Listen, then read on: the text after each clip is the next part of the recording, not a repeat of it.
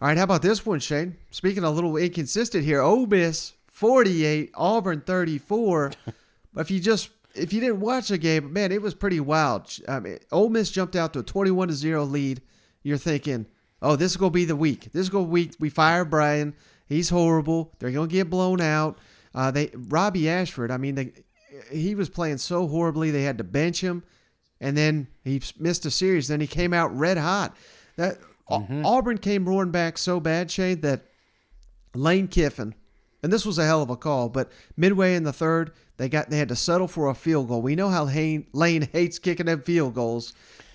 And then he calls for a surprise onside kick up only 7 midway through the third. They get it, and they score a touchdown on that ensuing drive. That was basically the ball game. But, hey, that's genius if it works. If it doesn't, you look like a damn fool. So, Lane Kiffin, call of the week right there. I mean, he's on a heater right now. We got to give it to him. 18 drives in this game, Shane, only 2 punts. This was wild, back and forth. Ole Miss rushed for 448 yards. Yeah. But Auburn rushed for 301. Both teams 4 for 4 in the red zone. Both scored 24 in the red zone. And how about this, Shane? Jackson Dart, I mean, he's improving week to week, but it's hard to get a read on him. 9 of 19, 130 yards, 3 touchdowns, 1 interception. Although that interception was on Mingo, was not on him. But only 3 of 9 for 24 passing yards in the second half. I mean, that's not going to win you many games outside of an Auburn SEC game. Think about that. Nine completions, 3 of them touchdowns. So I read it like, every third pass is a TD. Maybe Dart's on to something here. He's just hitting the mark. You know what? Oh, I tell you, man, it was a rushing attack. Anybody that wanted to run the ball at Ole Miss I think, had 100 yards in this game. It was that was one thing. It was good to see Auburn finally get their running game going. It seems like if Auburn's going to win any games, that's one thing that they struggle. If you can stop them from running, you win the game. Yeah. And I'm not saying Ashford was going to win this thing with his arm or anything, but it felt like it did open up opportunities downfield in key situations, and that's why they were able to kind of hang around the Ole Miss game here. Yeah, and I will say this, Shane. I mean, I don't think any Auburn fan is too excited about this or anything, but this is a team that I thought would have been given up long ago. And just, they know the season's in the toilet. I mean, hell, this may be a 4-win team by the end of the year. They're fighting hard for Brian Harsin.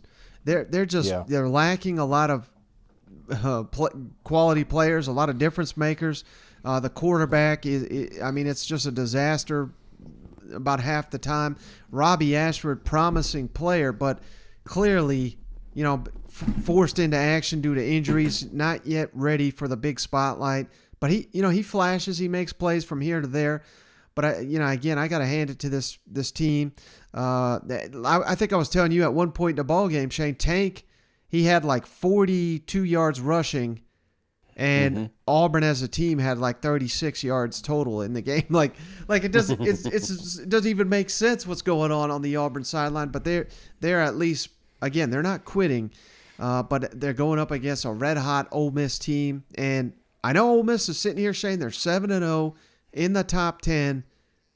I still don't know what the hell this team is. You know what I mean? Like the back half of their schedule is so absolutely loaded. I'm not sitting here saying they can't win out, and hell, for those fans, I hope they do. But we're going to find out for real over the next month who Ole Miss is. Right now, they're in sole possession of the West. You literally can't do any better than that. But I don't have any confidence right now that they're going to win that division. Let me ask you that. What's your confidence level that Ole Miss holds on? Maybe not even go undefeated. You could still drop a game potentially and still win the West. You got to beat Alabama, I assume, in that scenario. But what's your confidence level that Ole Miss gets that done?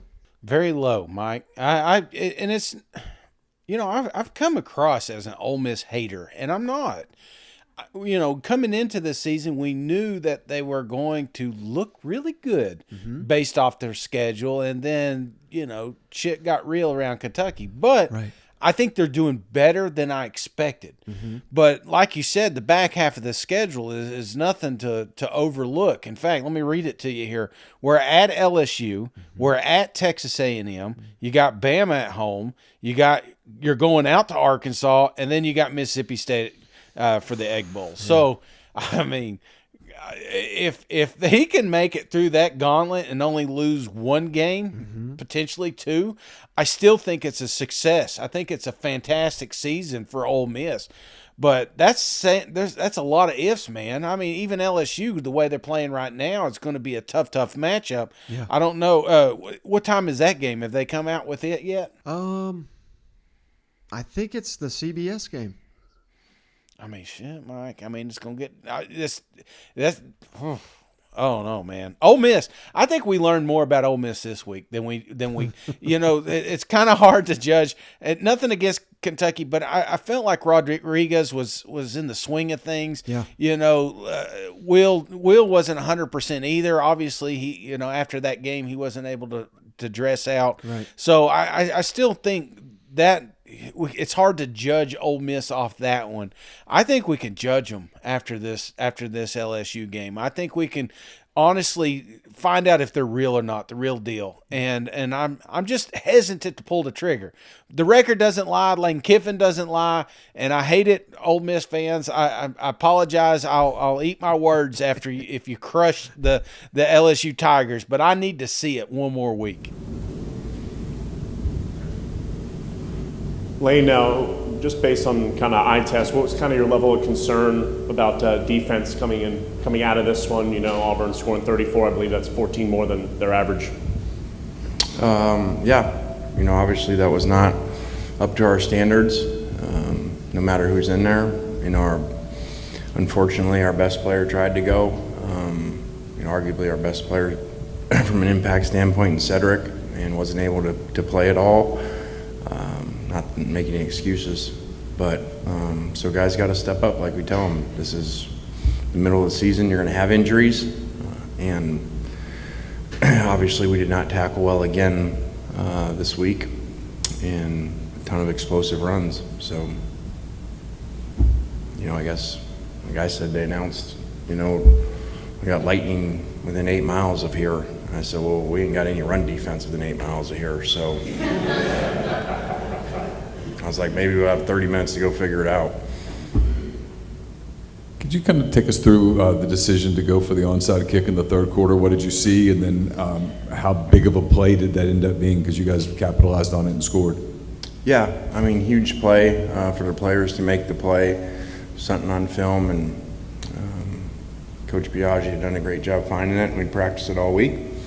And, you know, just had said if we were struggling in the game, you know, and it was going back and forth, even though that wasn't maybe what people anticipated in the game, you know, high scoring type of game, that, you know, let's do it. And I think we'd just run an 11-play drive. And so think about that, when you get it, now they're back on the field again. And so I think they ended up playing 20 straight snaps of defense. So I'm really glad the players made it, and obviously impact the game a lot. But again, they don't work all the time if the players don't make the plays.